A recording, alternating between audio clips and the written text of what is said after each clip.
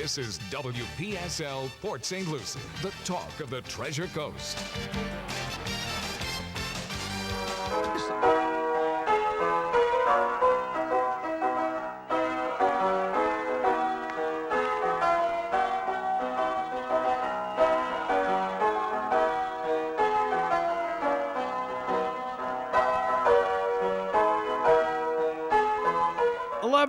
at WPSL 1590, the talk of the Treasure Coast, and you're on Ask a Rabbi.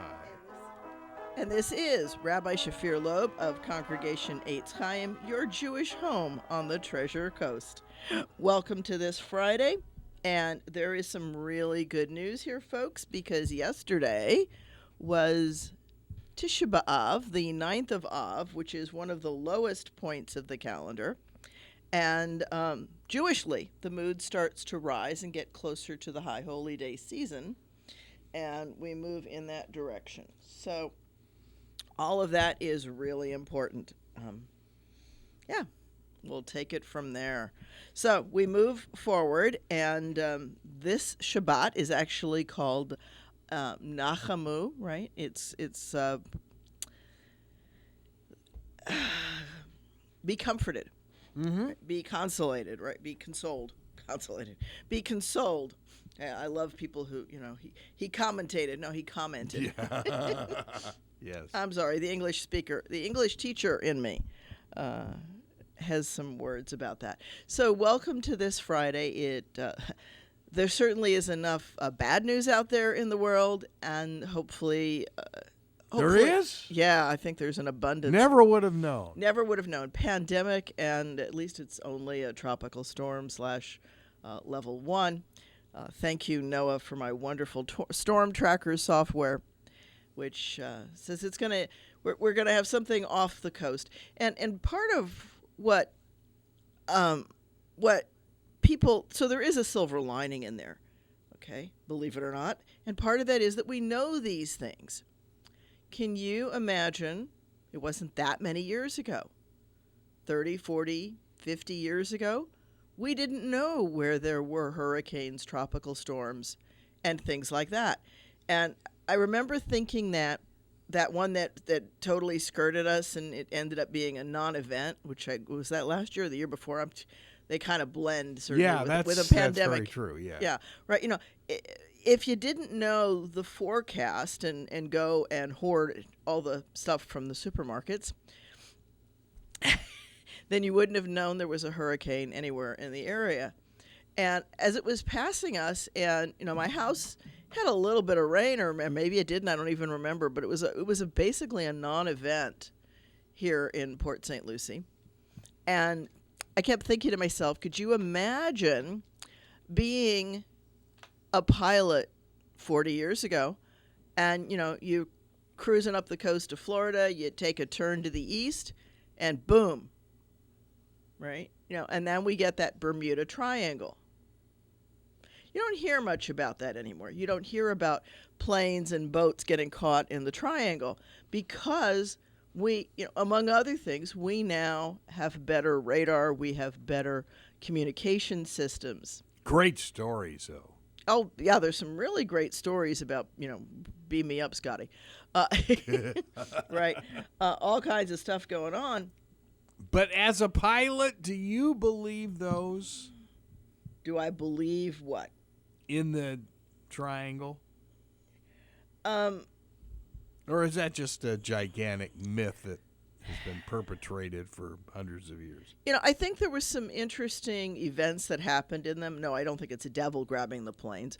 I think it's things like that, hurricanes that people just didn't know were out there. Exactly. Or, even more isolated, localized weather phenomena. We used to talk also, and not so much anymore, about the Great Lakes Triangle, which was the I remember that. Yeah, Cleveland, Pittsburgh. Yeah. Right, that area, because of the bad weather and how fast it turns really nasty. And I've talked about some of those from when I was a pilot in that area. I taught flying, and we used to tell people that if you learn to fly up here, you can fly anywhere. Yeah. Because the lightning up there is lightning's impressive. Even more impressive. I wouldn't call it that. There's a rather popular old pilot story that says, the guy's flying and the electric goes out in the airplane, or the lights go out, whichever it is, and the pilot fumbles for the flashlight, and the flashlight falls to the floor, and now he's in this darkened cockpit. And says, "Okay, God, I need some light. Give me some light now." And this thing of lightning flashes across the airplane, and the pilot says, "Okay, God, that was good. Let's aim at a little less intensity and a little more duration." Right? So, yeah, those are all things that we. Great stories, right? Well, they say Florida is the lightning capital of the world, but I mean, I've been at some baseball games in Pittsburgh, as a matter of fact. Holy smoke, some of those lightning storms are like straight across. It's wild. Yeah. When you get one of those really electronically imbalanced, right? Because that's what that is. It's the Earth trying to balance negative charges and positive charges. Oh. That's why very often people will report feeling hair stand up on the back of the neck. It's because of the ionization. And so the electrical system is trying to get electrons to balance the charge, to get them away from the negative and onto a positive. And, part of that is ozone and all those other things that are created in thunderstorms. You get tremendous electronic charges, and that's what's the cause of the lightning. The lightning's a flash trying to rectify that. So, I guess if we understand those things more, then we're in better shape. But now, you've got, on my phone, it tells me lightning has been reported within X miles of you, take shelter kind of thing. And I can remember one time up north, we were in, I want to say Youngstown, but I wouldn't swear to it. It was on a fairground somewhere. And fairgrounds, of course, have big open areas, and then they have assorted buildings attached to them. And we were sitting in the motorhome, and we had as we always did, we had all of our dogs with us. And the call came out and said, there's a storm in the area. Seek shelter. Go into a building if you're on an open field. And I remember looking at Bill and thinking, how many hours would it take us to unhinge all of the dog crates in order to carry them into a building, which was, 50 yards away, not to mention the dogs, and then have to come back and reassemble the motorhome before we could leave, because Bill had a very intricate way of bungeeing them down so that we didn't have flying crates. Yeah, and shifting loads when traveling, little details. And, we very quickly estimated, and accurately so, that if we took the time to unhinge everything, then the storm would be through before we got it done. And, so we weathered it out in the field. And well, at your temple, which is right next to Met Stadium, they've got the ThorGuard lightning system there, which the county also has at the football stadium across the street. And, if there's lightning within 6 miles, bingo, that thing goes off. And, and everybody's got to get off the field. Yeah. So, we've got a lot more safety that people just take for granted and act as if it's always been there. Well, it wasn't there back then. And so you got caught unaware. Right now, we warn people even when there's tornadoes in the area. They still surprise people, but not nearly as much as they used to. Yeah. I remember when I was a kid, whenever there was a big thunderstorm, we would go down into the cellar. Because I lived in Missouri at the time. And so, that and... Oh, and you even say it properly. Of course, I lived there. Missouri. Yeah. I lived there. Otherwise known as Misery, but yeah. That's the other name. See, those are the things when you've lived all over these wonderful states, in so many different places. Yeah. So we were in Pittsburgh. No, we were in Ohio when the Xenia storms. Remember those? Those were horrible. And my niece was actually traveling on the trains during that. She was coming to visit. She was en route to visit her mom. Oh, brother. Yeah. So, we definitely were glad to hear that she got through safely. So, yeah, a lot of that stuff, we just didn't have ways to predict it and warn people and know that they were coming. But now we've got much better tools. It's still not perfect, but it's a whole lot better. Yeah, and, you figure, with crazy Elon Musk's company is launching these weather satellites left and right. Mm-hmm. And, it's only going to get better. Yeah, of course. We're going to get much better at, if you think about the hurricane, let me bite my tongue, Isaias or whatever they're calling it. I'm not sure how they're pronouncing it, but because I've only seen it on screen. So, we wouldn't even have probably known about that one. We probably wouldn't have known about that one before so much storm tracking and weather information. It would have just been out there. We'd have had a little bit of rain, and nobody had been the wiser. And now, with all of the satellites that are off Africa, you can track a storm right there from the Cape Verde Islands, and boy, you've got it. Yeah, and they even they can tell before it starts, right, that it's going to be a depression. It's going to do this. It's going to do that. Part of that is, that's a lot of people don't understand what weather forecasters do. So here's yes, I did take a course in weather forecasting. I haven't just watched it on YouTube. I actually did take an Air Force meteorology course.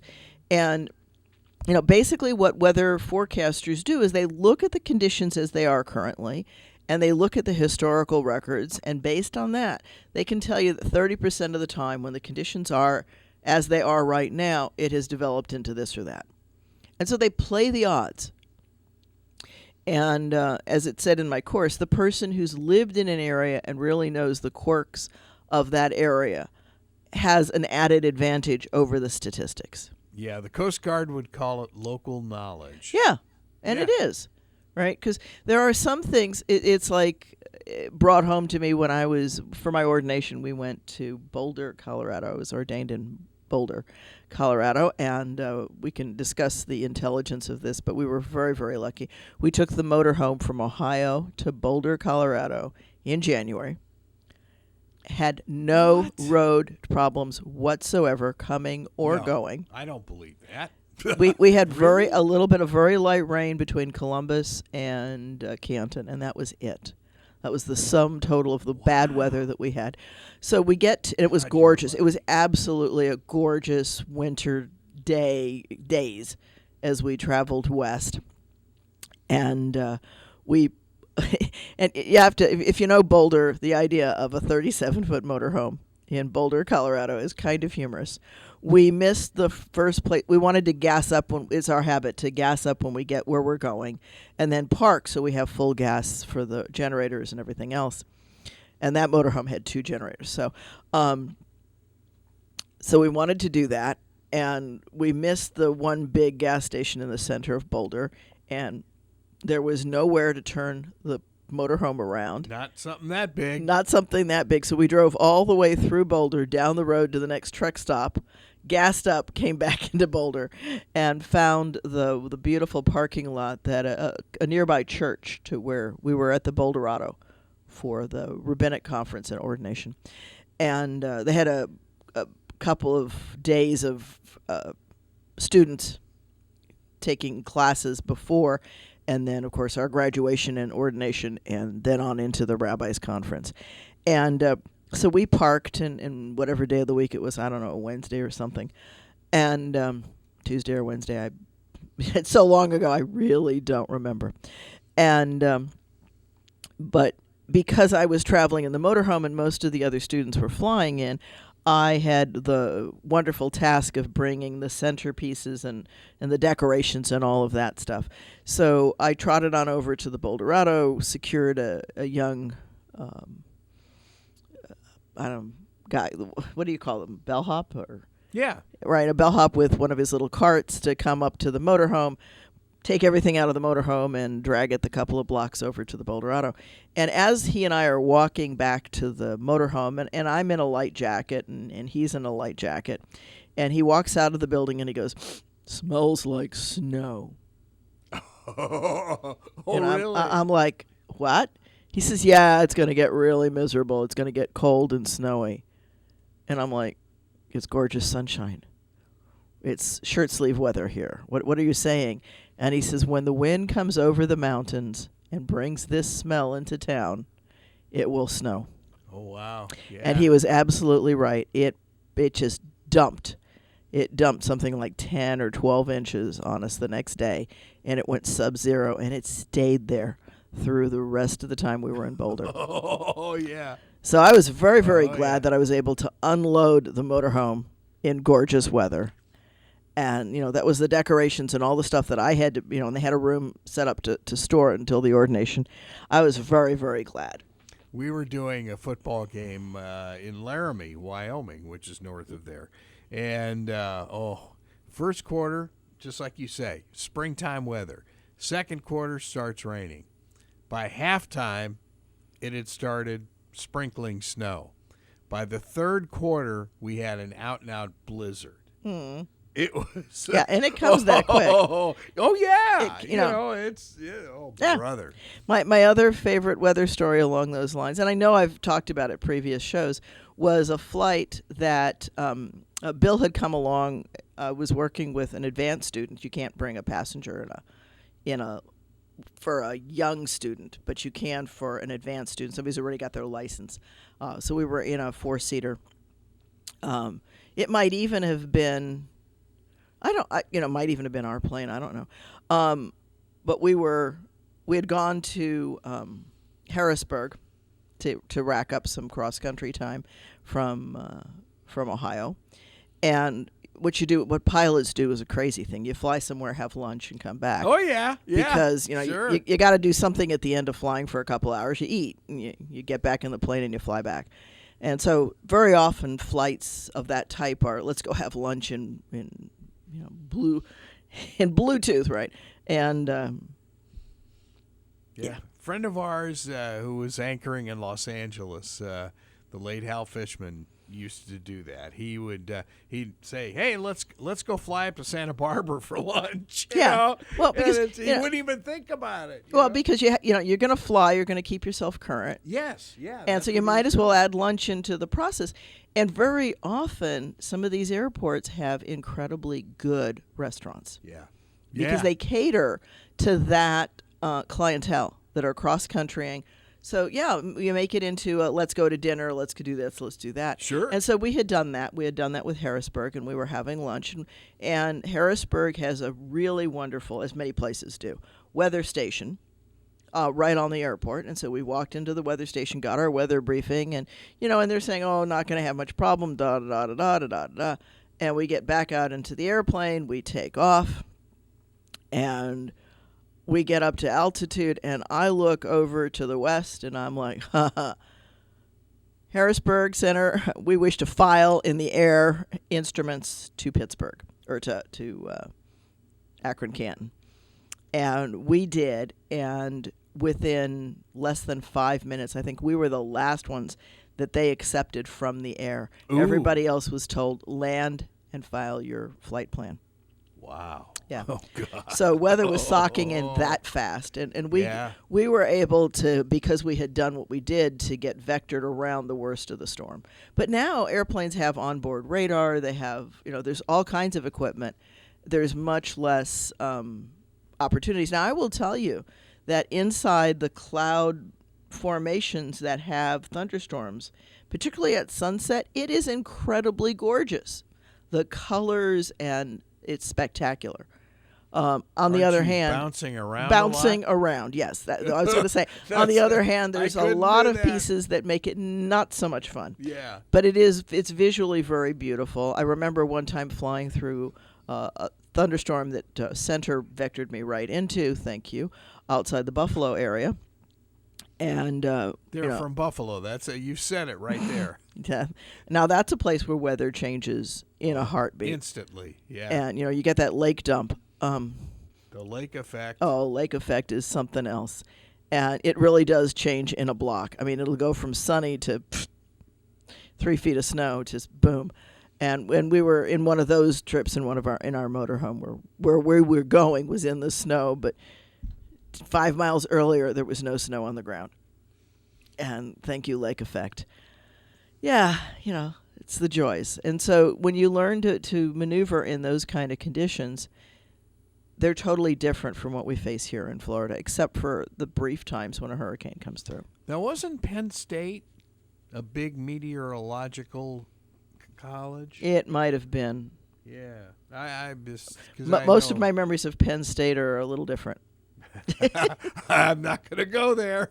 Okay. My college roommate, her boyfriend was at Penn State, and they chuckled at her when she said, I need a ticket on the bus from Collegeville to State College. Yes. Okay. What can I say? The joys. So those are all things out of the past. So we tend to take these technological things that we've got available to us and take them for granted. There's more computer horsepower on my iPhone, right, than there was in the IBM 360 that I cut my teeth on. Same with the space shuttle, right? Oh yeah. Well, look at the SR-71, right, which was well in advance of the technology that could have built it. If we built that plane today, it would be totally different, right? Because we have so much more technology. Sure. And who knows what's locked away in some hangar somewhere. You mean next to Howard Hughes' old plane? Oh, the flying wing, yes. Oh, man. Oh, yeah. So, yeah. So, we tend to take these things for granted. But, yeah. And, and it's funny, so I'm going to grab them since I've got them, and since we've got a little bit of TV and what have you. I brought in some of my surplus seeds because cool. Here they are. We are doing one of my goals is to do a self-watering salad in a bucket. Self-watering. Yeah, there's a whole lot of. Yeah, I have been watching YouTube. Because I'm not a gardener, so I'm taking it on myself. One of my ideas is that people need to not be food insecure. Okay?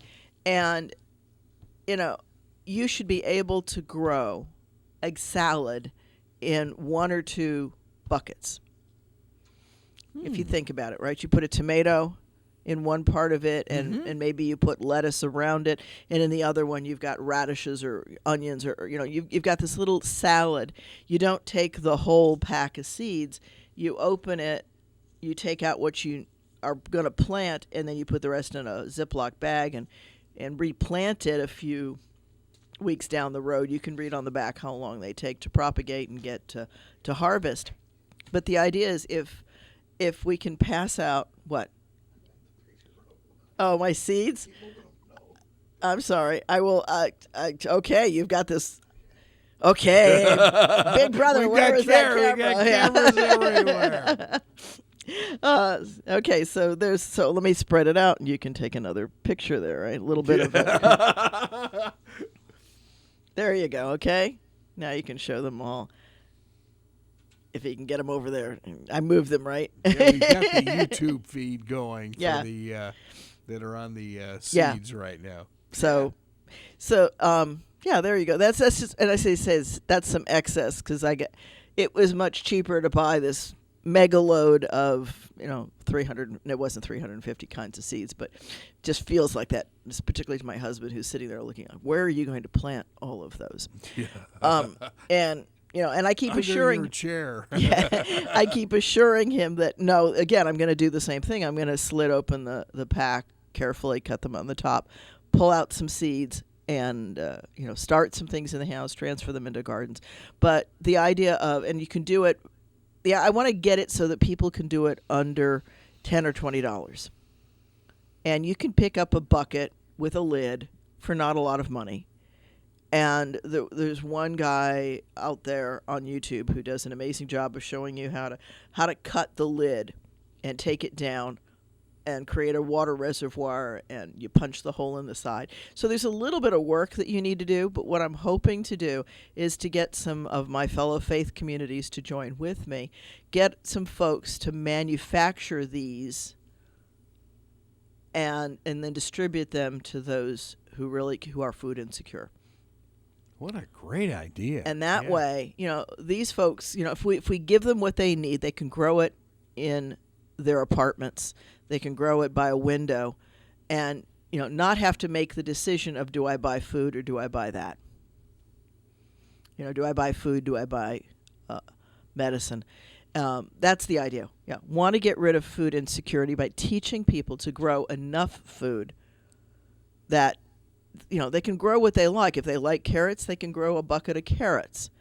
If they like tomatoes, they can grow a bucket of tomatoes. Because what I'm thinking of are folks like the veterans who are having to really make that decision. Do they get medicine that they need to treat their conditions, or do they buy food that week?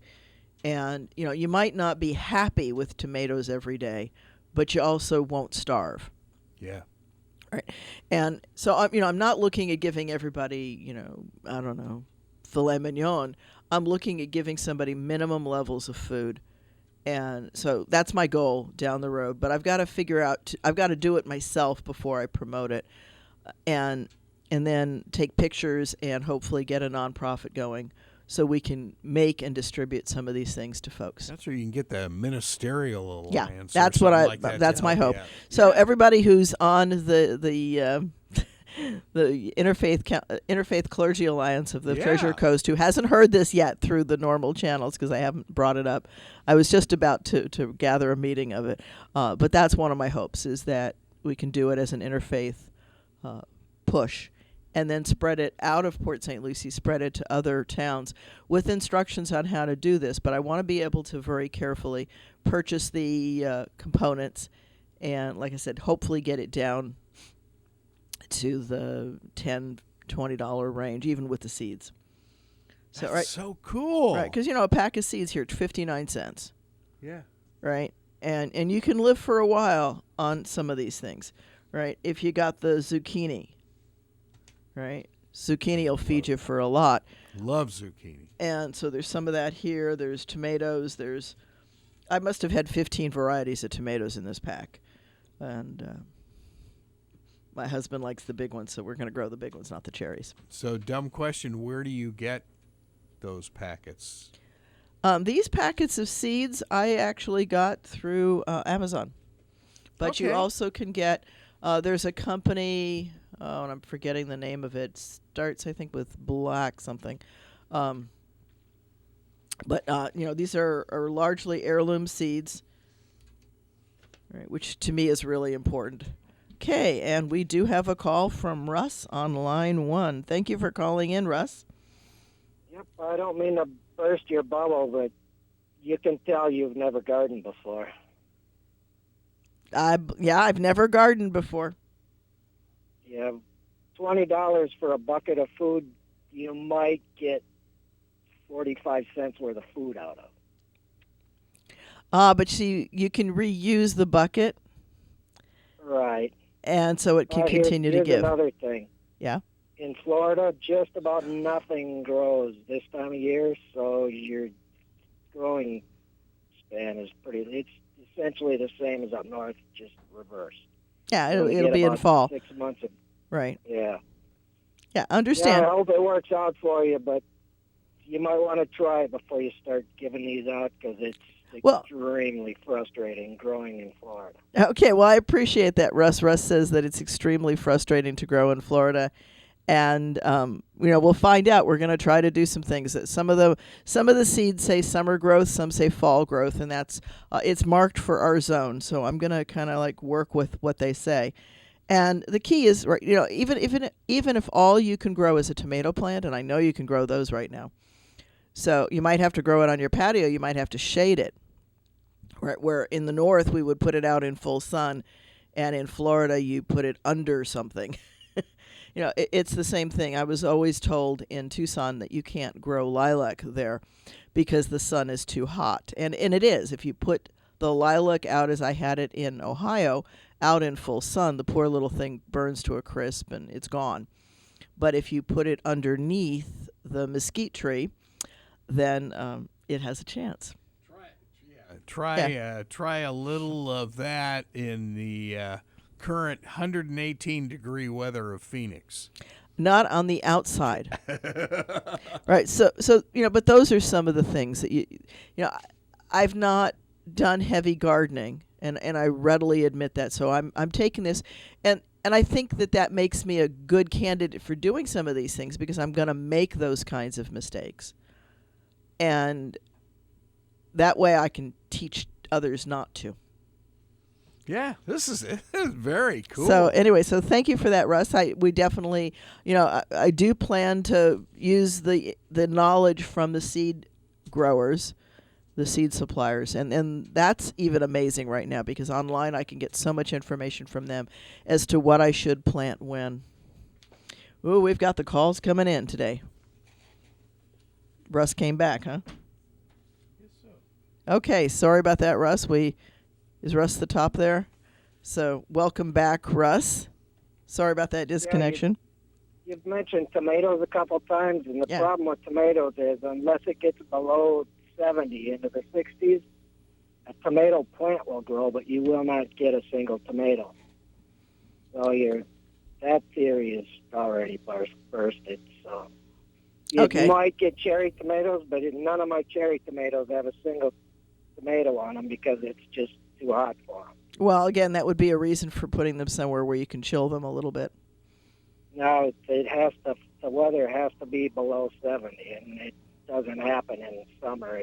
You cannot grow a tomato in Florida unless you somehow find some miraculous chemical fertilizer.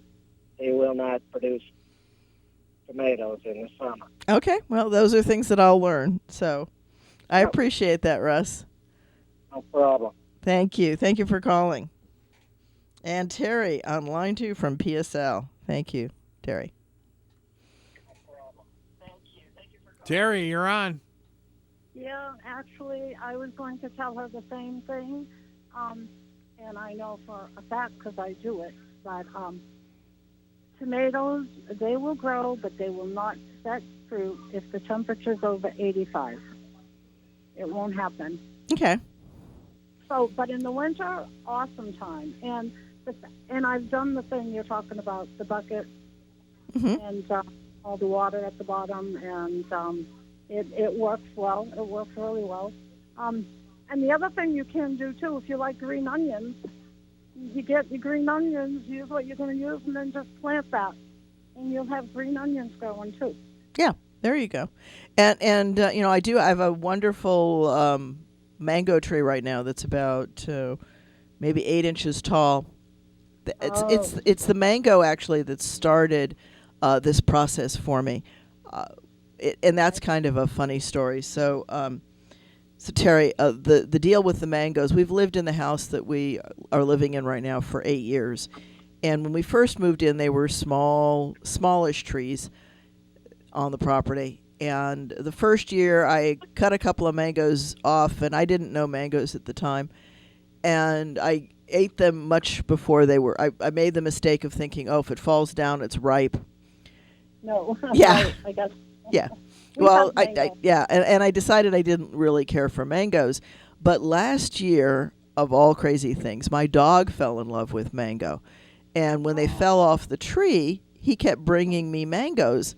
And when I saw them, they looked very different from the mangoes that I had bothered with, because I just kind of left them there and the critters got them. And so this year when they started falling, I started collecting them, and I bothered to research a little bit on mangoes. And so I waited for them to ripen. And my gosh, I have enough in my freezer to probably get me through the winter. I'm eating my first container right now of stored mango. My mangoes went from March through now. So all through this pandemic, I've been eating mangoes. Let me tell you, though, once that tree gets big, They are a job. We just finished. We've got a few more left, but we pick them and give them away. We can only eat so many. We must have had 200 easy on the tree because it's big. It's big. Yeah. So enjoy them while you can, because they're going to turn into a job. You'll have to get a mango picker and. It is a big it is a big tree, and I'm lazy, so I just pick them up when they fall or when I can just reach them. Yeah, but don't the animals get them? And you know what they do here? They take a bite over each one that's on the ground. Yeah, and I saw that a couple of times, but most of the time I get to it before they do, because I check the tree. Yeah, I check the base of the tree every time I take the dogs out. Oh, well, that's a good thing. So, all right, well, listen, your show was good, and the tomato thing, for sure, grow them in the winter, and if you can, a cherry tomato takes the heat better than the regular tomato. But I have 3 growing out on my porch out back. I finally just yanked them out of the pot because they were just taking up space. So I'll put them in for the next season. Well, and the other possibility is to grow it inside the house. They need the sun. Well, you put up a light for them. My father used to do that. He had tomatoes growing all over the basement in Ohio. We had tomatoes all year round. You'll need a big space, though. In your house. He did it on a wall of the, he had maybe. But he had a cellar. You don't have a cellar. Yeah, we don't have cellars here, but you need the plant light and all of that. But there's workarounds, and we'll have to figure it out. But you can grow the other vegetables, the root vegetables now. Okay. They're in the so there you go. Well, and that's part of the deal too, right? Is learning what can grow when, and trying to put this into some reasonable package for people, so that those folks, right? Again, if you have tomatoes and you can grow them in the winter, so you grow them in the winter and you can them. Oh, absolutely, and you can freeze them as well. You can freeze them. You can can them. Let me tell you this real quick. Okay. There's the master gardener on every Saturday morning. In fact, I need to talk to them about that, because sometimes he's only on for 1 hour. He used to be on from 7 to 9. Not this station, their sister station. But anyway, I bought tomatoes for this season coming, not this year, but another year. And so I said to the master gardener, why are they selling tomatoes now when they don't grow in the heat? And you know what his reply was? Because they can. You'll buy them. They don't care if they grow for you or not, if you get fruit. So you want to be careful about that, too, because they're out there and they're not going to produce for you. So, but have fun with it. That it's going to be a learning experience. I don't pretend. Obviously, I am far from an expert on it, but I love to learn things.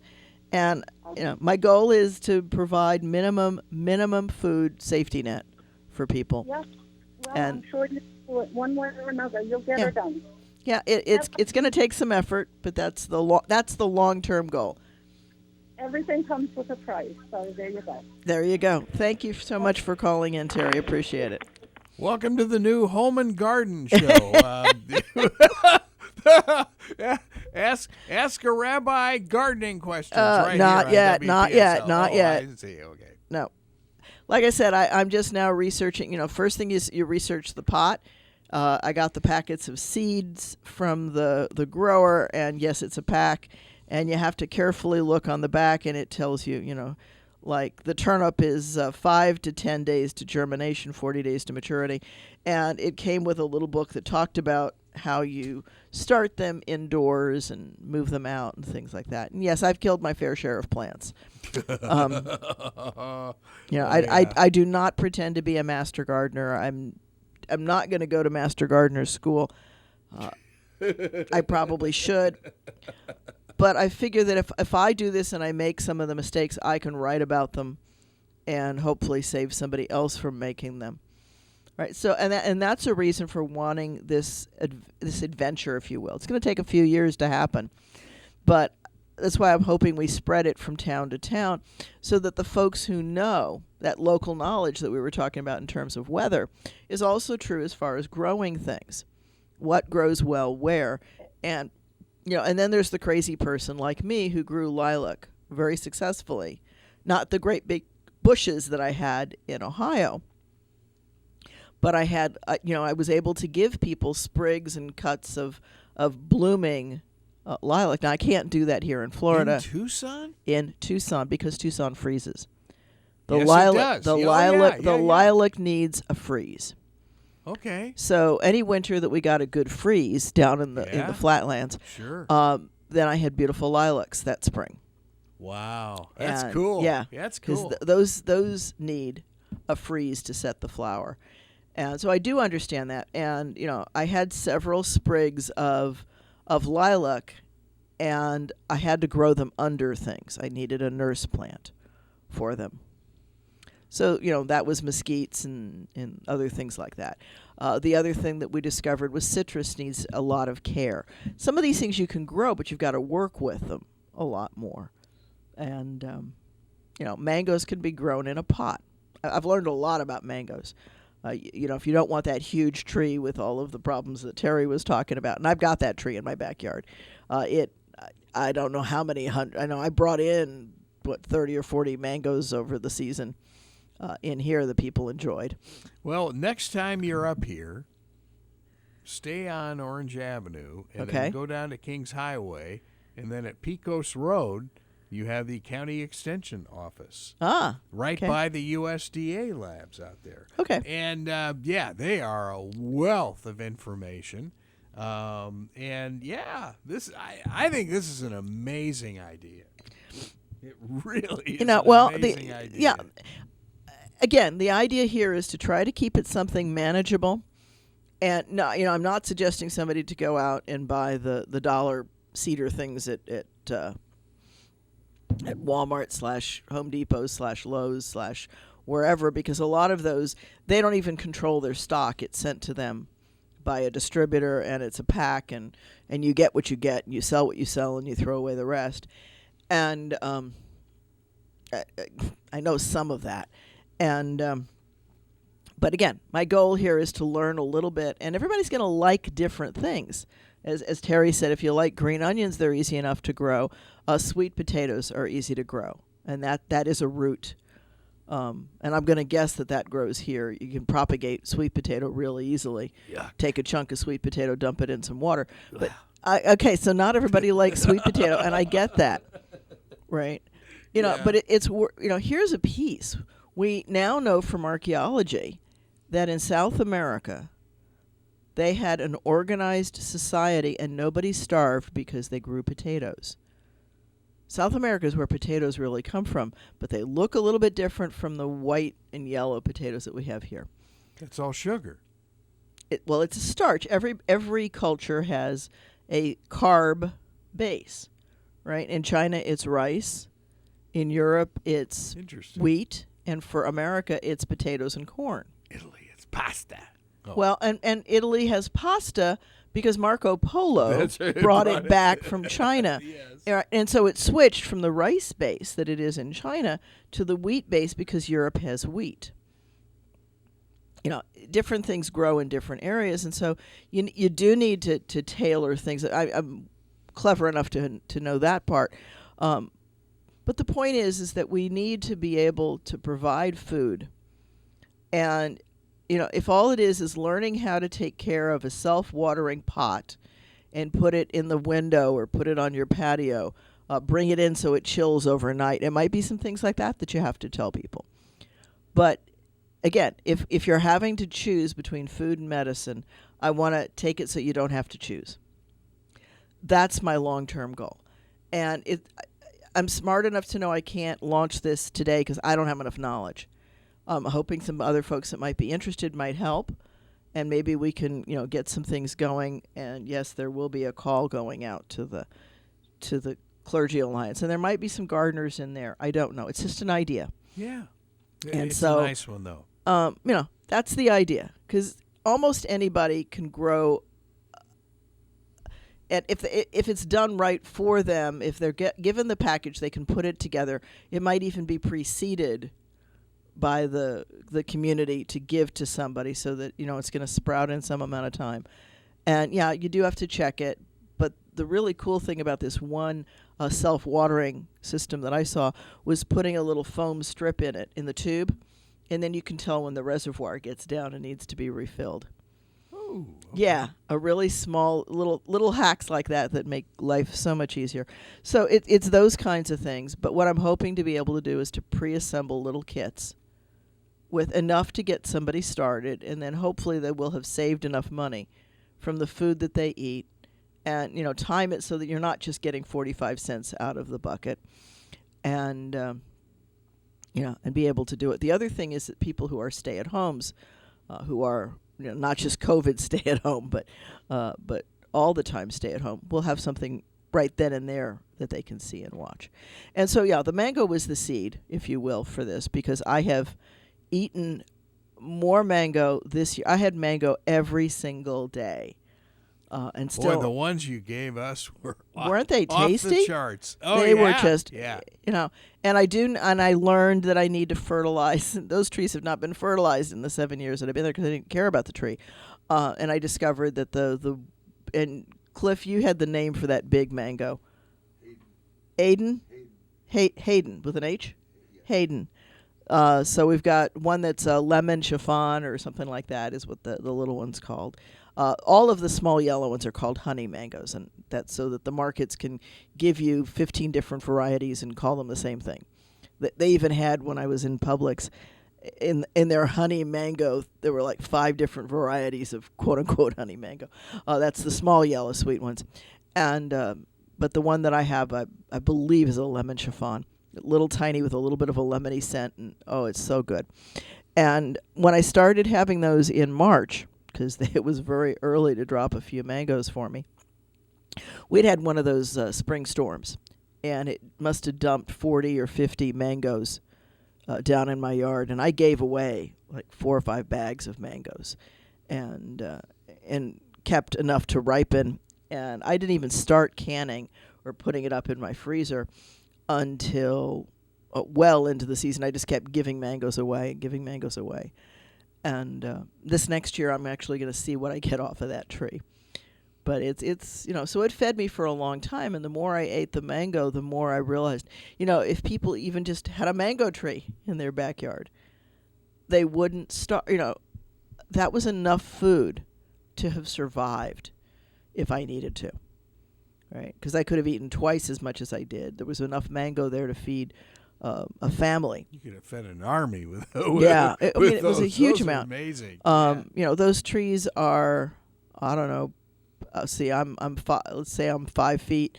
Nothing used to be 5'2", but so if I'm 5 foot, I'm going to guess that they're at least 20, 25 feet high. And we've never taken a ladder out to it. Bill, my husband, is 6'3", and he reached up and grabbed some for me that were yellow in the tree. And I just said, I'm not going to wait for these guys to fall. I don't want to give those to the rabbits. And Terry's right. It is a race with the critters. And I'm sure I know we have some squirrels in our backyard, and I'm sure they periodically sample them as well. And some of the mangoes ended up, that the critters ate them. There's mango seeds all over. I've got a whole big bucket of mango seeds. I should count how many seeds I have, but I've already given away tons and tons, bags and bags of seeds of mangoes, and I just started to propagate them, partially because my husband threatens to kill me if I plant many more mangoes. But I'm going to grow at least one. There's one in my backyard that's, like I said, about 5 inches tall, and it's not that old. It's just about a week old. So it propagated in a bag. Somebody showed me how to do that. Wrap it in a damp paper towel, throw it in a Ziploc, and wait until you see leaves, and then plant it. And that's what I did. So we'll see. I've got another one, and I just have a couple of plastic bags going. So I'll be giving away mango trees here shortly. Wow. Yeah. Okay. And somebody swapped me some Thai mangoes. So there's an abundance of food in the planet. There really is. But when we leave it to... and I'm not trying to cut out the farmers in any way, shape, or form. We desperately need them. And they offer us a great variety, but I'm talking about the folks that are at the bottom end of the rack. There needs to be a safety net. People need to not fall through the cracks. And can you imagine if we could just supply food and teach folks to be self-sufficient? That's got to help their self-image. That's got to help with many other things other than even just the food itself. My long-term goal is find ways to get food, minimum medicine for people, right? And, and some basic clothing, and some shelter. Let's make this a safer world for everyone. That's the goal. I admit it, and I don't have all the answers, but I'm hoping that others will join me who think those are worthy goals, and we're going to be able to do something, because ideas have to start somewhere. So that's my piece. That's my coming out of Tisha B'Av, right, out of the ashes of feeling deserted, because we're never deserted. We are the ones who turn away from life and from God. And so the invitation is to be consoled through the hard parts of life. Take the rain clouds and find the silver linings. Find the flowers that grow, right? And so maybe that's the all of those wonderful euphemisms. But you can make the world better. And I think that we all have an obligation to do something along those lines. This is Rabbi Shafir Lobb, and this has been Ask a Rabbi. And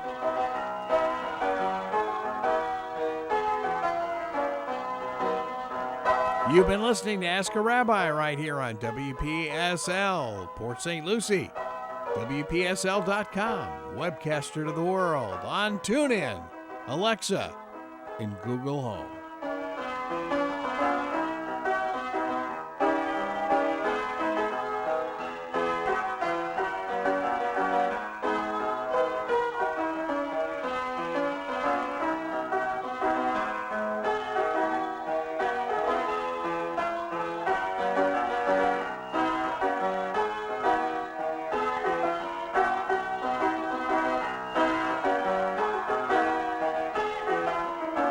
It's 12 noon.